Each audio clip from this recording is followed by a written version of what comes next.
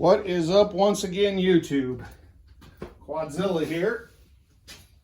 This one is for you, Barney.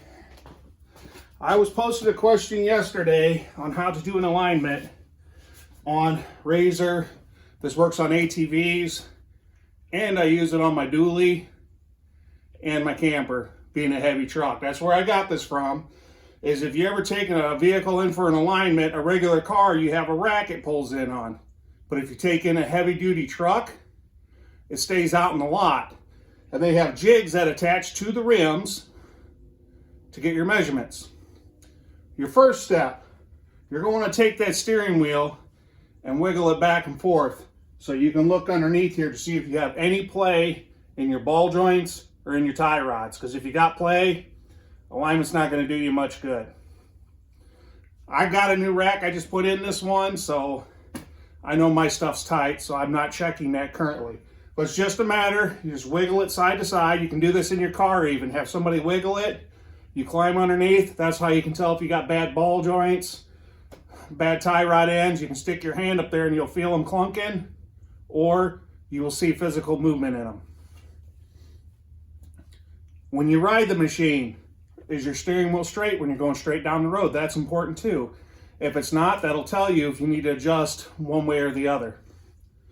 The first way you can do this is if you look at your tire treads. You want them to be the same on both sides with whatever you do, but you can take a simple tape measure. This is the easiest. It's less accurate, but it's the easiest. If you look at your treads, you want to match up. Like if I go up the smaller tread over here, I want to do the same here. But you want to be on the front side and the back side as straight forward and straight to the rear as you can. So I can take my tape measure, clip here, come over, go to the same knob. I'm at approximately 57.5. So what I would do is I would crawl under the machine, do the same thing on the same knob, come over, and my numbers should either match or the front should be about 1/4 inch less than what the front was reading, which gives you a slight toe in, and you want a slight toe in for going down the road. It gives you better stability. Now the other way to do it, and this is the way I recommend, this is more accurate and more preferred.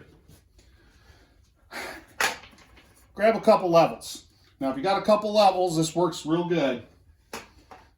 You're going to be going up the side of the tire. But if you look, I got a gap up here. We can't have that gap. I have extra bead lock rings, so I can simply lay a bead rock ring in there, set this level up against it, and you can see I'm not touching the tire.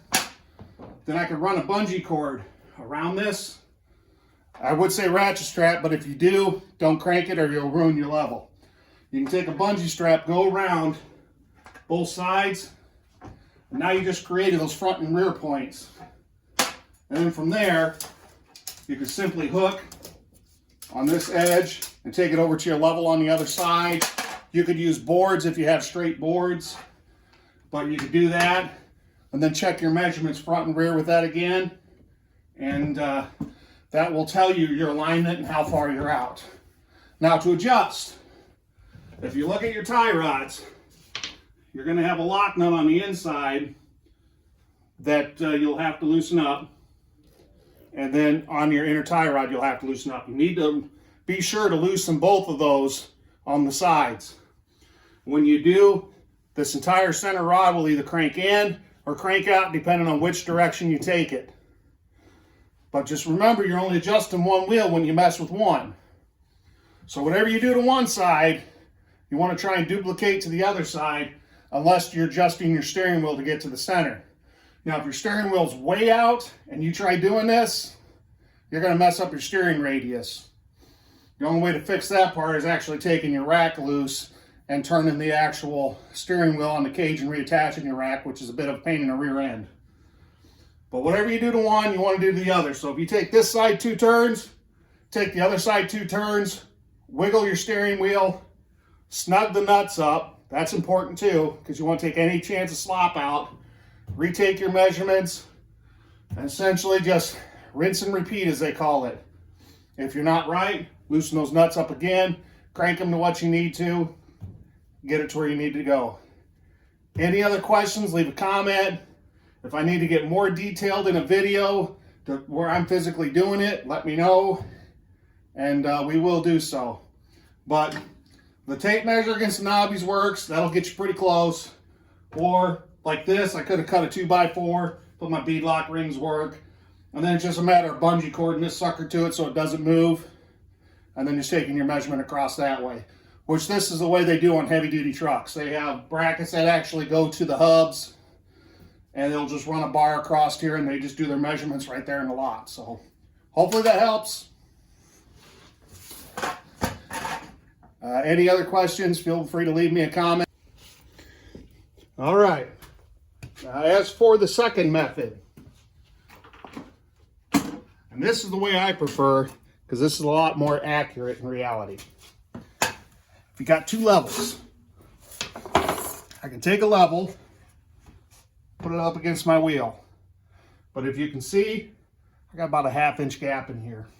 So what I do, I have another set of bead lock rings. I can actually lay that on my rim. And if I was to put that there, now I'm not touching the rubber of the tire. That's what you want. I don't have one handy, but you can take a bungee cord, and I say bungee cord because if you use a ratchet strap, you might ruin your level if you crank it too tight.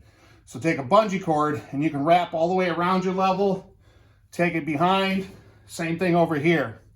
That's going to hold your level snug. Now as you do that, and you're snug up against there, you do the same to the other side. Now you have your straight point for your tape measure. So then when that's on there, you can take your tape measure and clip to the outside of this level, go to the other side, vice versa here in the back. You can take that, if you have to, you can roll this back a little bit to get you leveled where it's at a little bit of an angle so you can get underneath your chassis. But this is how they do industrial trucks. Like my F350, my camper, if I take it in for alignment, they have a setup, they do these out in the lot that attaches with your lug studs, and it's just like a piece of angle iron on there, and they take their measurements and they figure out their degree of toe in and toe out with that, which is where I got the idea to do this. This is how I've done it for a long time. It's not bad. It's going to be more accurate than the other way. But if that helps, I hope so. Like I said, you can do this with cars, you can do this with trucks, everything. It's essentially taking the place of the computer. Your top, toe in, toe out, you got to worry about that on a car. We don't have that on these ATVs and these Razors and stuff like that. So you don't have to worry about up and down. You just got to worry about in and out. And again, you want the front slightly less than the back because that gives you stability going down the road. If you go straight or if you're slightly out, you're going to be wiggling all over and it's going to be unstable going down a road. Or if you hit a dip, it's going to want to pull you to the side of the road, etc. Definitely remember though, you got to take these two lock nuts in here loose to adjust your wheels side to side. So once you take the lock nuts loose, this whole center bar will turn with your tie rods. It's got a notch on there to put a wrench on. Whatever you do to one side, you have to do to the other. You're going to throw everything out of whack. So if I give this one 2 turns to bring the front of the tire in, I need to go to the other side, give it 2 turns to take the front of the tire out. Before you remeasure, snug up the nuts under here. You don't have to crank on them, just snug them up to take the play out. Wiggle your steering wheel a couple times, retake your measurements. You may have to do it 4 or 5 times, but it is the most accurate way to do it. Hopefully that helps.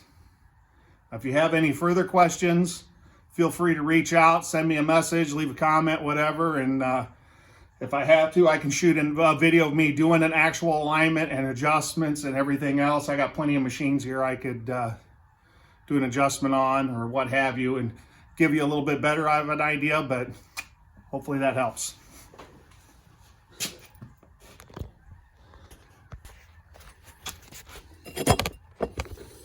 Okay, I wanted to shoot another video. I watched the video back, and I am doing this all from an iPhone. I didn't dig my GoPro out, so I apologize for the somewhat poor quality of it and not having it lined up. But I wanted to clarify, when I said whatever you do to one side, you have to do to the other. That is for steering wheel adjustment. So if my steering wheel's cocked a little bit and I'm trying to bring it in alignment, if I take this side 2 turns in, this side's got to go 2 turns out, let's say, and that will bring your wheel into alignment.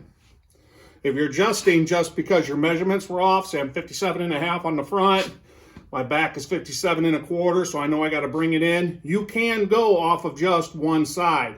You can give that a few cranks, whatever, to try and get yourself into alignment, lock it back in. It may throw your steering wheel off a little bit, but it is okay to do it on one. You are best to do a little bit from each side to get yourself into alignment, but it doesn't have to be exact. Thank you for the question.